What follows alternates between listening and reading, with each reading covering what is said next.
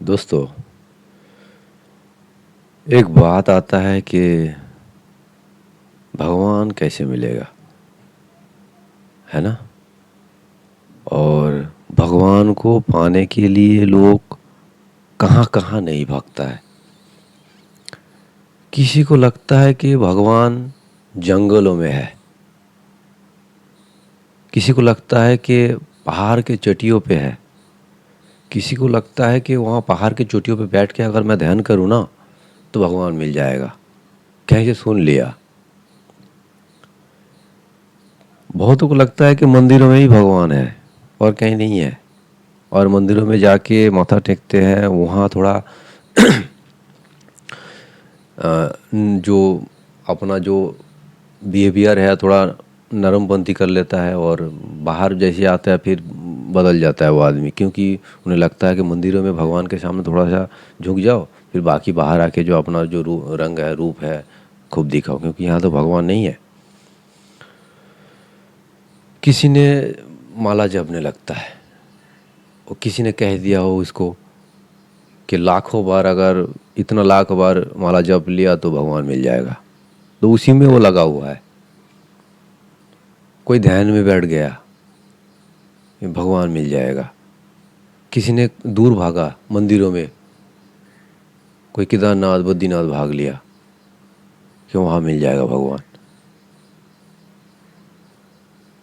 सबको लगता है कि दूर कहीं है।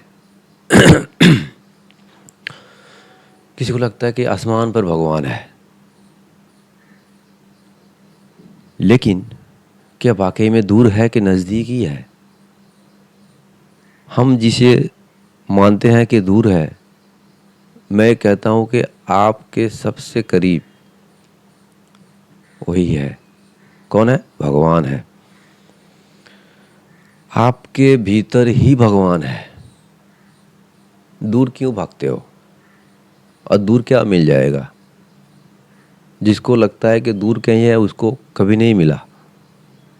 कभी न कभी सुने हो कि किसी संत को जो है भगवान मिल गया। संत को मिल ही जाता है, लेकिन सारे संतों को नहीं है। जो वाकई में संत है, जिसका ज्ञान है हो गया, एक्चुअल में ज्ञान है, वही संत है। जो ऐसे ही कोई भागवा ड्रेस पहन लिया और संत बन गया, वो नहीं है। आपको भगवान किस लिए चाहिए? क्योंकि आपको सुख चाहिए।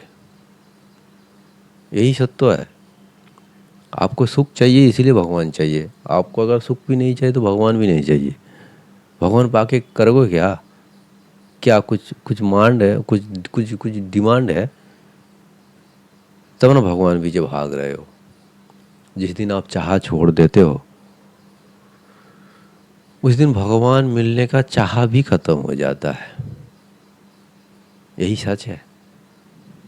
भगवान पाने भाग रहे हो क्योंकि आपको कुछ चाहिए उनसे। जिसको कुछ नहीं चाहिए उसको भगवान भी नहीं चाहिए।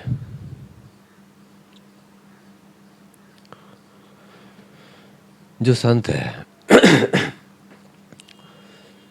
जो संत है, ऐसा नहीं कि भगवान का ज्ञान हो गया वो संत बन गया। ऐसा कभी नहीं होता।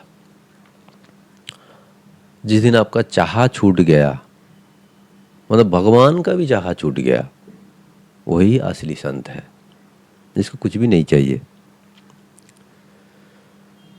जिसको सुख दुख से पार हो गया। वो सुख दुख क्या है?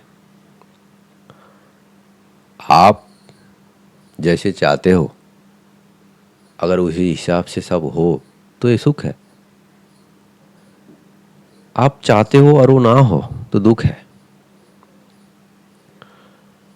इस संसार के नियम के अनुसार जो आप चाहते हो ऐसा होगा, ऐसा बिल्कुल भी नहीं है।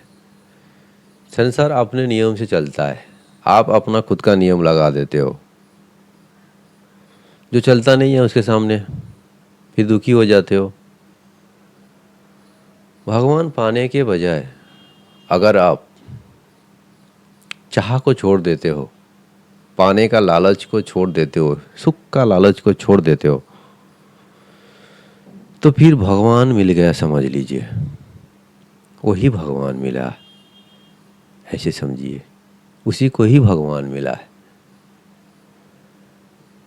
अगर आप ज्ञान से देख लेते हो भगवान को जिस रूप में अर्जुन देखा था, वाकई में देखना वो भी संभव है।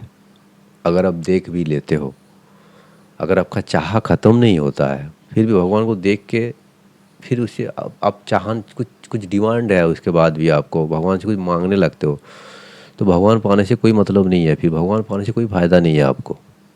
आप वहीं के वहीं रह जाओगे। पहले तो मैं कहूँगा कि आप अपना चाह को छोड़िए, सुख का जो चाह है वो छोड़िए। अपना खुद का नियम मत लगाइए, थोपिए इस संसार में। संसार का जो नियम है उसी नियम से चलिए। संसार का नियम आपके नियम के हिसाब से नहीं चलेगा, वो उसी का नियम से चलेगा। वो जो परम सत्ता है, वो जो पूरा संसार चला रहा है, जिसकी वजह से ये संसार पैदा भी हो रहा है, जो पाल रहा है और जिसमें ये सब कुछ लय हो रहा है, वही भगवान है। वो आपके भीतर भी है, कहीं दूर भागने का ज़रूरत नहीं है। आप वाकई में आपका अगर चाह मिट गया तो फिर आप अपने भीतर देखिए।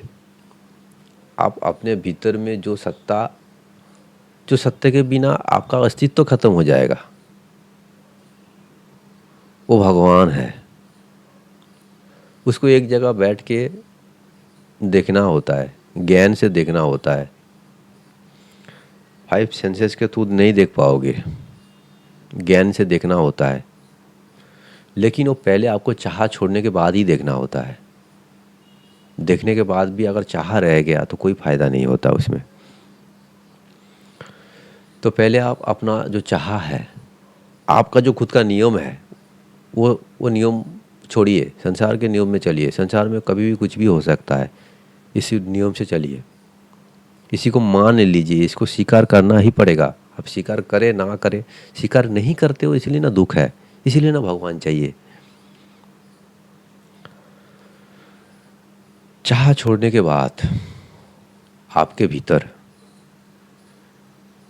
ध्यान से, ज्ञान से एक जगह बैठ के, कहीं दूर ना भागे, वहीं बैठ के आपके भीतर अगर देख लेते हो जो सत्ता है, जो अविनाशी है, कभी पैदा भी नहीं होता ना कभी मरता है, वो जो सत्ता आपके भीतर बैठा हुआ है, आप मरने के बाद भी वो रहेगा, कभी देखो, वही भगवान है। तो जो चीज़ अपने भीतर है उसको ढूंढने कहीं बाहर क्यों भागे? पहले आप चाह छोड़िए, फिर भगवान को ढूंढिए। ढूंढने का मतलब जानिए, अपने भीतर ही देखिए उसको। जैसे आप देख लेते हो और चाह छोड़ देते हो, यही आध्यात्मिक का प्राप्ति है। यही सनातनी जो गीता में लिखा गया, जो वेदों में लिखा गया, उपनिषद में लिखा गया, इसी का ही सार है, यही है।